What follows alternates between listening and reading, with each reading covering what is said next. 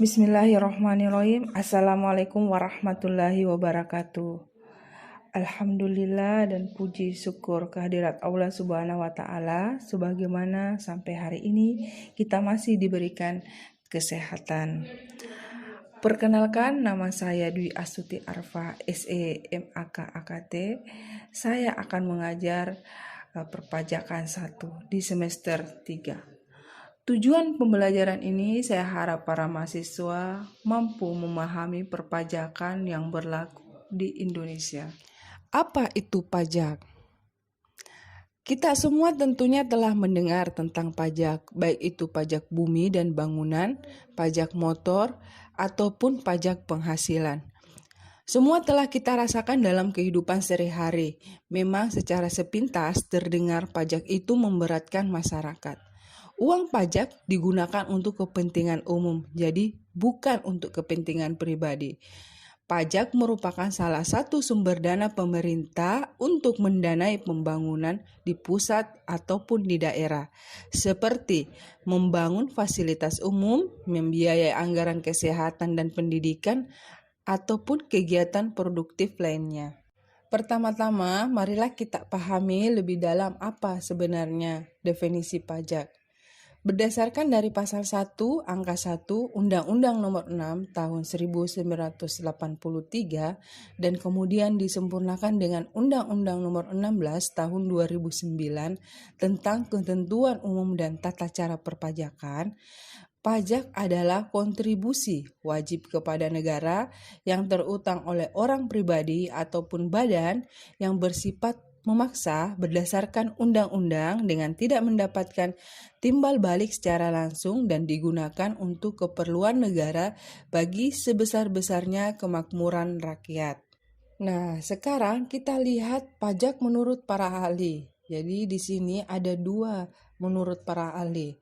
Yang pertama, Profesor Dr. Rahmat Sumitro SH mengatakan, pajak adalah iuran rakyat kepada kas negara berdasarkan undang-undang yang dapat dipaksakan dengan tidak mendapat jasa timbal yang langsung dapat ditunjukkan dan digunakan untuk membiayai pengeluaran umum. Sedangkan menurut Profesor Dr. Andriani mengungkapkan, pajak adalah iuran kepada negara yang dapat dipaksakan, yang terutang oleh orang wajib membayarnya menurut peraturan-peraturan dengan tidak mendapat prestasi kembali yang langsung dapat ditunjuk dan digunakan untuk membiayai pengeluaran-pengeluaran umum berhubungan dengan tugas negara. Unsur-unsur dalam pengertian pajak terbagi atas 4. Yang pertama, pajak merupakan kontribusi wajib warga negara. Artinya, setiap orang memiliki kewajiban untuk membayar pajak untuk warga negara yang sudah memenuhi syarat subjektif dan syarat objektif. Yang kedua, pajak bersifat memaksa untuk setiap negara. Maksudnya, jika seseorang sudah memenuhi syarat subjektif dan objektif, maka wajib untuk membayar pajak. Dalam undang-undang pajak sudah dijelaskan, jika seseorang dengan sengaja tidak membayar pajak yang harusnya dibayarkan, maka ada ancaman sanksi administratif ataupun hukuman secara pidana.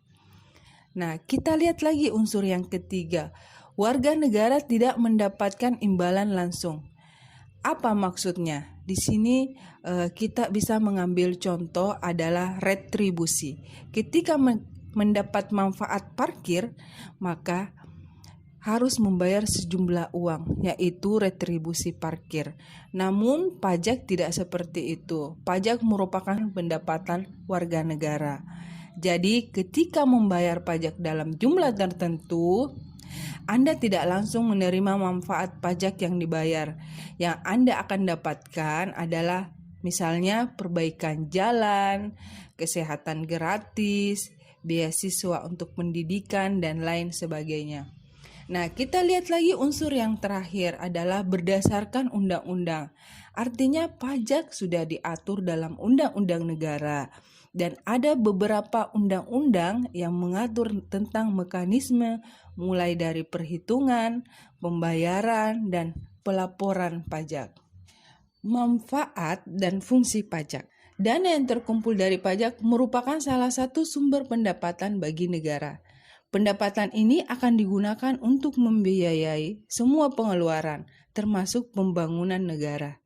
Selain pembangunan, pengeluaran lainnya yang perlu dibiayai termasuk pembiayaan, penegakan hukum, keamanan negara, infrastruktur ekonomi, pekerjaan publik, subsidi, biaya operasional negara, dan banyak lagi. Dari semua kegunaan pajak di atas, fungsi pajak terbagi menjadi dua, yaitu fungsi anggaran dan fungsi mengatur. Seperti sudah dijelaskan bahwa pajak merupakan sumber pendapatan negara, maka pajak berfungsi untuk membayar pengeluaran-pengeluaran negara. Demi perkembangan negara, maka pengeluaran besar seperti pembangunan nasional dan biaya lainnya tidak dapat dihindari. Oleh sebab itu, negara harus memastikan keseimbangan antara pengeluaran tersebut dengan pendapatan negara melalui uang pajak. Fungsi yang kedua, fungsi mengatur. Pajak juga dapat berfungsi untuk mengatur pertumbuhan ekonomi dari negara Indonesia. Dengan kebijakan pemerintah, pajak secara langsung akan membantu ekonomi dan masyarakatnya. Contohnya seperti untuk melindungi produksi dalam negeri. Pemerintah meningkatkan harga bea masuk untuk produk dari luar negeri.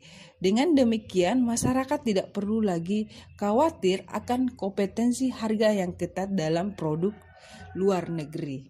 Beberapa jenis pajak yang dipungut oleh pemerintah dari wajib pajak. Jenis pajak ini dapat ditinjau dari beberapa segi, yakni berdasarkan sistem pemungutannya, berdasarkan instansi pemungut, dan berdasarkan sifatnya. Yang pertama, pajak berdasarkan sistem pemungutannya terbagi atas dua, yaitu pajak langsung dan pajak tidak langsung.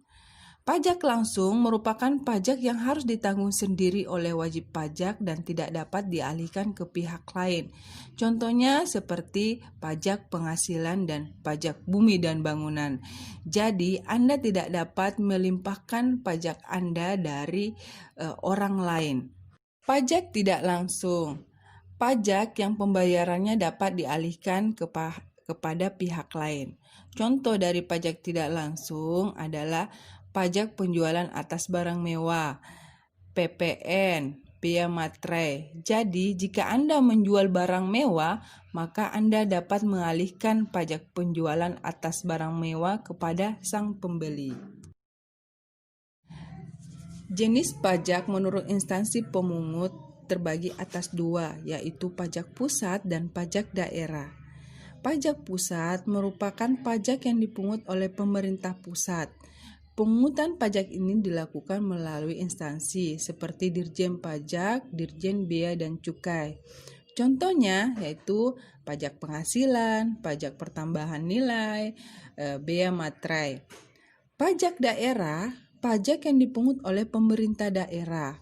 Jadi kita bisa melihat contohnya yaitu pajak hotel, pajak hiburan, pajak restoran, pajak reklame, pajak kendaraan bermotor, dan masih banyak yang lainnya. Jenis pajak menurut sifatnya terbagi atas dua, pajak subjektif, pajak objektif.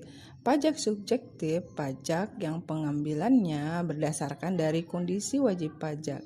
Jadi besar kecilnya jumlah pajak akan tergantung dengan kemampuan wajib pajak. Contoh pajak ini adalah pajak penghasilan pasal 21. Pajak objektif, pajak yang pengambilannya berdasarkan dari kondisi objek tanpa memperhatikan kondisi wajib pajak. Jadi pajak ini lebih terkait pada objek. Contohnya pajak impor, pajak kendaraan bermotor, bea materai, bea masuk, pajak pertambahan nilai. Demikian ulasan mengenai pengertian pajak, manfaat dan fungsi pajak, dan jenis-jenis pajak. Semoga bermanfaat bagi kita semua, dan sebagai warga negara kita wajib taat membayar pajak. Sedangkan pemerintah sebagai pengelola harus mendapat memanfaatkan pajak semaksimal mungkin. Semoga kita dapat merasakan manfaat dari pajak secara maksimal. Sudahkah Anda melakukan kewajiban Anda sebagai wajib pajak. Sekian dari saya. Assalamualaikum warahmatullahi wabarakatuh.